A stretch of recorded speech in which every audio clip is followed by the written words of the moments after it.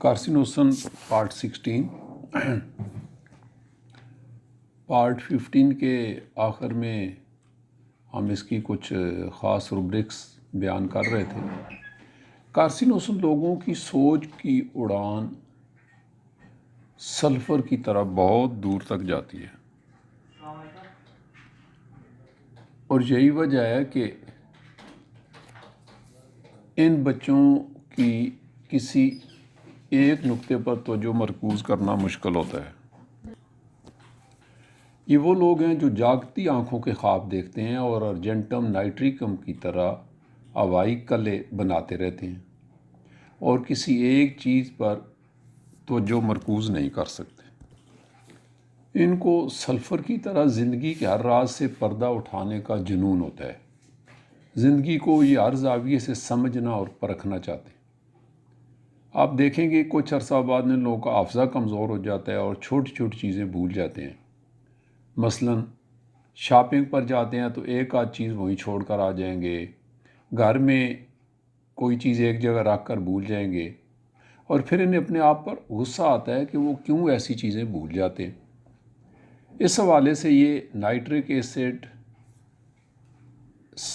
Sulphur کے بہت قریب ہیں، جنہیں اپنی غلطیوں پر غصہ آتا رہتا ہے اور وہ پیچ و تاب کھاتے رہتے ہیں۔ اسٹیفیسگیریا میں بھی اکثر اوقات ایسے ہی ہوتا ہے۔ اس طرح بعض دوسری دوائیں جو کارسینوسن کے بہت قریب ہیں، ان میں پلسٹیلا، فاسفورس، اسٹیفیسگیریا اور ارجنٹم نائٹریکم بھی شامل ہے۔ یہ ایک دوسرے کی تکمیلی دوائیں ہیں۔ ایسے مریضوں کو جب آپ پلسٹیلا، فاسفورس، اسٹیفیسگیریا وغیرہ میں سے کوئی دعا ان کی علامات پر دیتے ہیں تو آپ دیکھتے ہیں کہ وہ کچھ عرصہ تک ٹھیک رہتے ہیں، لیکن ان کی وہی شکایات اور تکالیف پھر لوٹ آتی ہیں۔ تو ایسے مریضوں کو کارسینوسن دینی پڑتی ہے، اور جب آپ کارسینوسن دیں گے تو سارے معاملات ٹھیک ہو جائیں گے۔ اور یہ بات تمام نوزوڈ کے لیے درست ہے۔ نوزوڈ بیماری کو جڑ سے اکھاڑ پھینکنے کی صلاحیت رکھتے ہیں، اور یہ ضروری نہیں کہ کسی مریض کو آپ دوسری دوائیں دیں اور پھر ہی کارسینوسن دیں۔ کارسینوسن بذات خود بھی کسی مریض میں ظاہر ہو سکتی ہے، اور جہاں صرف کارسینوسن اکیلی شفا یاب کر سکتی ہے، بشرطے کہ کارسینوسن اس مریض کے لیے بالمثل ہو۔ تاہم ایسے اتفاقات کم ہی ہوتے ہیں۔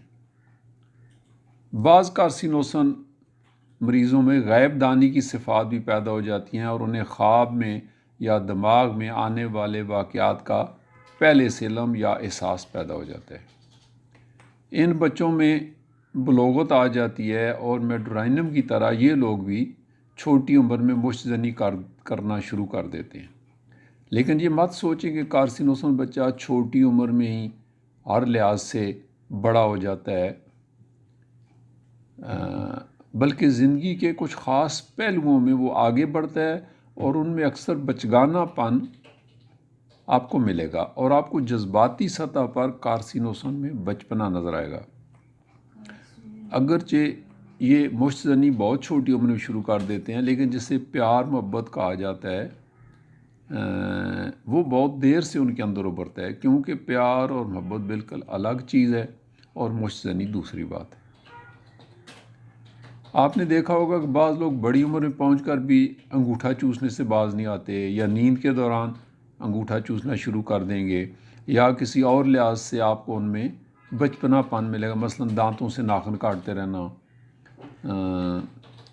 ایسا رویہ آپ کو بڑی عمر کے سنجیدہ لوگوں میں بھی دیکھنے کو ملے گا۔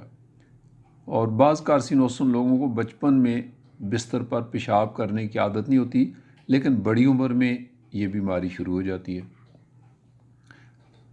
تو مثلاً بعض بچوں میں 12، 15، 16 سال کی عمر میں بستر پر پیشاب نکل جاتا ہے۔ تو یہاں بھی آپ کارسینوسن پر غور کر سکتے ہیں۔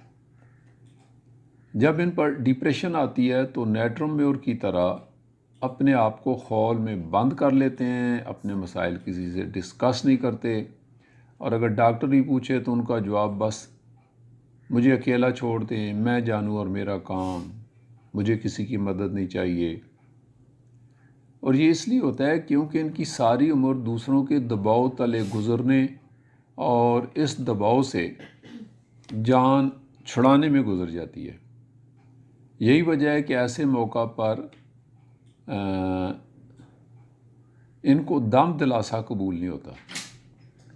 اگرچہ یہ لوگوں سے پیار محبت کرتے، بہت جذباتی اور رحم دل بھی ہوتے ہیں، لیکن جب ان پر ڈپریشن آ جاتی ہے تب یہ کسی سے کوئی سروکار نہیں رکھتے، انہیں کسی چیز کی پرواہ نہیں ہوتی، اور اس وقت یہ سیپیا کی مانند ہو جاتے ہیں اور ان کی ڈپریشن بہت گہری ہوتی ہے، یہاں تک کہ اورم میٹ کی طرح یہ خودکشی بھی کر سکتے ہیں، اور یہاں معاملات بہت سنجیدہ ہو جاتے ہیں.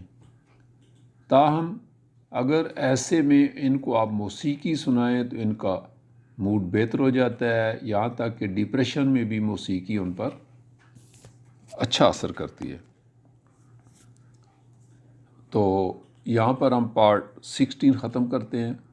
پارٹ 17 میں پھر آپ سے ملاقات ہوگی. Thank you so much.